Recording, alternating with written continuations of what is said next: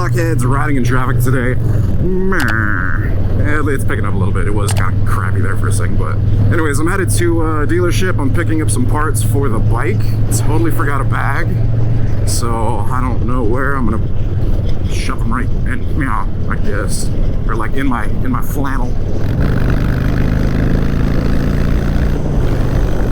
On the way there, did want to talk to you guys about something regarding Harley-Davidson's new models, and not really the controversy over them, but just kind of a thought that I had in the back of my head. And I've kind of had this thought for a while. I just haven't really shared it. You know, there's a lot of people basically saying Harley-Davidson going away from its roots, blah blah blah, driving people away. I don't agree with that at all. They're definitely not driving people away. They're still gonna have the Harley options like the Low Rider. It's a freaking classic, you know? So they're still gonna have that option. However, you know, they're getting into the ADV market with the Pan America. They're getting into the sport bike market with the Street Fighter. And then, yeah, they're still gonna have cruisers, and then they got like the EV line. So like with the Livewire and the other EV options they're talking about doing. But one of the things that I thought of was, with Harley-Davidson diversifying, which is a good thing, they're appealing to like a broader demographic, a broader market base. You know, those people that want to buy Harley, or that are loyal Harley fans, that have to buy like a BMW or something like a Honda ADV bike. Now, if they want to buy a Harley ADV bike, they can with the Pan America. But what I was thinking was, with Harley diversifying, like I said, good thing. They're I don't know if it's the heritage that is the word that I'm looking for, not the heritage model, but like the actual Harley-Davidson heritage. So like whenever somebody says, what bike do you ride? And you say, I ride a Harley-Davidson, they immediately know what kind of bike you ride. Because previously Harley-Davidson has been cruisers, right? So yeah, there's different models and styles of cruisers within all that. But whenever you say like I ride a Harley, people know what you're talking about. They have a general idea of what kind of bike you're riding. So with Harley-Davidson coming out with an ADV bike, an electric bike, a sport bike, whenever you say I ride a Harley-Davidson, now people aren't going to know, oh, they ride a cruiser. Now it's going to be like, oh, what kind of Harley do you ride? There's going to be those people that are holding on to like just that old image and basically saying like, stick to your roots. Well, what Harley's doing, sticking to their roots, clearly isn't working for them. You know, like if they're going down in market share and, you know, it's just not going as it used to, like the sales are down, they're having to do something to be able to appeal to like a larger demographic, right? So I love riding my Harley. This bike is an absolute blast. The first bike I ever bought was a Harley, and I've bought other bikes in the process, but I've always had a Harley-Davidson in my garage. It's the Iron 883, the Dyna Low Rider S, and then the FXDR, and now the Softail Low Rider S. But there's always been a Harley. I managed to get my Iron 883 back. But in addition to that, there's been two sport bikes, Yamaha R6 and the CBR 1000 RR, both super sports. And there's been like a Honda Rebel, and then there's been a Honda Grom, which is, I mean, it's a mini bike, but it's a freaking, like, I've basically made it out into like an ADV bike. I can take that thing off road, I can like rip on trails of it, not worried about dropping it. It's a great freaking bike. So if Harley-Davidson offered, you know, a bike like in those lines, like, so if I was looking at a sport bike and Harley-Davidson made a sport bike, the first bike I ever bought was the Iron 883. I own the Iron 883 and the Yamaha R6 at the same time, right? So if I was, I mean, I had my eye on the R6 for a while, so I'm not sure it would have swayed me. However, if I was looking Harley-Davidson, and, you know, I basically wanted to buy American back then, and I still do. Not with cars, man. I bought a Cadillac back then, and that bit me in the ass. That was one of the worst financial decisions ever. That car was riddled with problems. But anyways, that's off subject. Another episode. But yeah, you know, if I was looking at a sport bike and Harley-Davidson actually offered a sport bike, you know, I probably would have looked at whatever they offered. But whenever I bought that bike years ago, Harley-Davidson didn't have any offerings like that, so just because it wasn't like, you know, I wasn't looking at Harley for anything. The closest thing they had to a sport bike at the time was like a V-Rod, and even then, I mean, it's a great bike, it's a badass bike, but it's not a, you know, not a super sport. And not that the Street Fighter is a super sport, but you know, it's like a naked bike. I like spelling it like N-E-K-K-I-D, naked.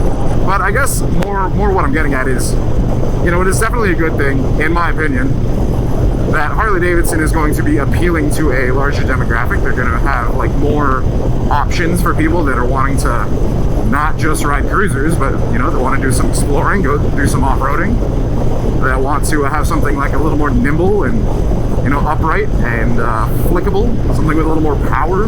The new engines are definitely delivering based on what they've said, which I need to do a video on that because all of you guys are asking me for one. But whenever you think about it, kind of like what I said originally, when somebody asks, what bike do you ride? And you say, I ride a Harley. Like I said, they know what you're talking about because of the history of Harley-Davidson. Harley-Davidson has previously been cruisers, you know? Like, I mean, whenever you say the name Harley-Davidson, what immediately pops into your mind? You know, people have these stereotypes about it. And so it's easy to answer when somebody asks that and say Harley-Davidson and not really have to explain anything further. But with Harley-Davidson coming out with these new options, that's not going to be something that happens anymore. It's going to take, you know, it's going to take it a little bit for that whole like stereotype to go away. But with them introducing the new bikes, it's going to, you know, so, you know, people are going to slowly start to realize like, oh, Harley-Davidson isn't just cruisers anymore. Like Harley-Davidson is, you know, the Livewire. That's an electric bike. It's like an electric sport bike. Or Harley-Davidson is, you know, the Bronx, the Street Fighter. Sounds like I'm referring to like that suburb, the Bronx. Anyways, not up to me with the marketing. At least it's something original. Indian Challenger. I mean, it's gonna take it a while, like I said, for it to kind of, the stereotype to go away, but, you know, as more and more people start to get into the brand for these other styles of bikes, and it's gonna take, I mean, it'll take a while for sure. Because currently, and I've asked a lot of people this, like whenever I say Harley-Davidson, like what do you think?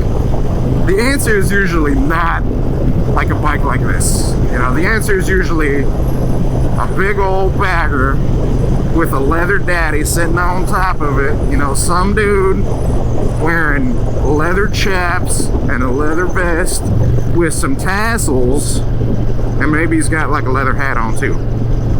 But whenever you whenever you go to Harley-Davidson, it's like, yeah, you do see a lot of that stuff, and that is definitely a stereotype of the brand. And I mean, that's not really going to be going anywhere. That's kind of the older generation. But yeah, that stereotype, you know, like leather-clad biker, no helmet, it's got a scowl on his face. You know, like whenever you buy the bike, you just have like this, not scowl. It's got like that, just like that look on his neck, that grin. No, what is it? It's not a grin. It's just like this frown. Is it a scowl? Is that the word I'm looking for? Scowl? He's got a scowl on his face. That doesn't sound right. You guys know what I'm talking about. It's just got that I'm tough look on his face. I was talking to somebody about this the other day, how like my like group of friends are not your typical like Harley riders.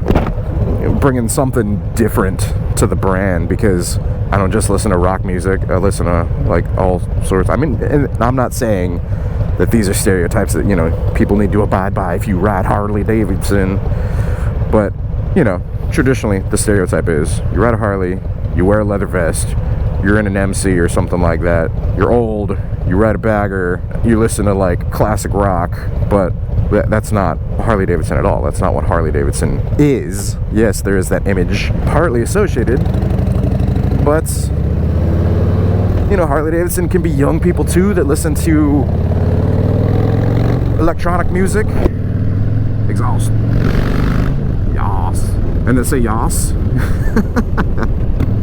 Harley-Davidson is basically like they're starting to slowly like get away from that. The stereotypes, which is good because, you know, what they're doing previously, there's a lot of those stereotypes that they need to shake, and, you know, while it was good for them, while it was happening and going on, it's currently not serving them too well. And it is more of a premium product. It is American made. It does have a ton of heritage behind it, so yeah, the prices are probably going to be a little more expensive than like some other brands, but at the same time, you've also got an incredible dealer network. I mean, if you want to go to the dealer a bunch, I guess that's one of the perks, but I don't know, man. I've had good experiences with Harley-Davidson. I don't think I've had any like major issues, knock on wood. I don't know.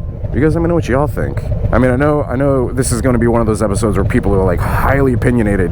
You know, people are like, Harley's trying to, you know, push us away, blah, blah, blah. You know, way to like alienate your core demographic. I don't know why I always do that accent whenever I'm thinking like that stereotypical Harley rider. How dare you, Harley-Davidson? I want my old barn shield back. See, even I do it. Even I, as a Harley rider, have Harley stereotypes. I know there's probably going to be a lot of you guys that hate me in the comments for that, but I do not care. But yeah, you guys, you know, share your opinion. Drop down in the comments below. What do y'all think with Harley-Davidson releasing new models?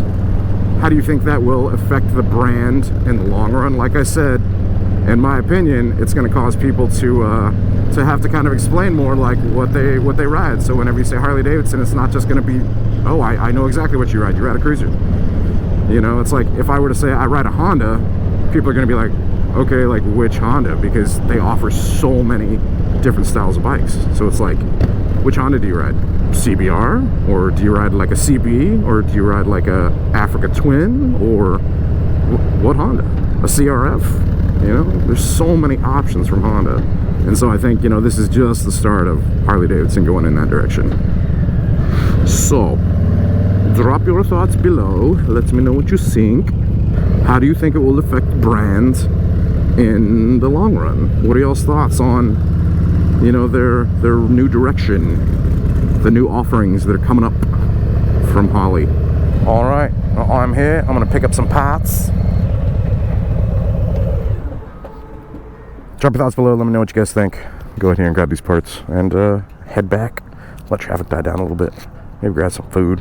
Definitely grab some gas. All right, hope you guys enjoyed it. If you did, hit the like, hit subscribe, hit the bell icon so it sends you notifications of future uploads and activity. Be part of that Bell Yeah Squad. And till next time, ride safe, stay vigilant. Catch you guys in the next one. Peace.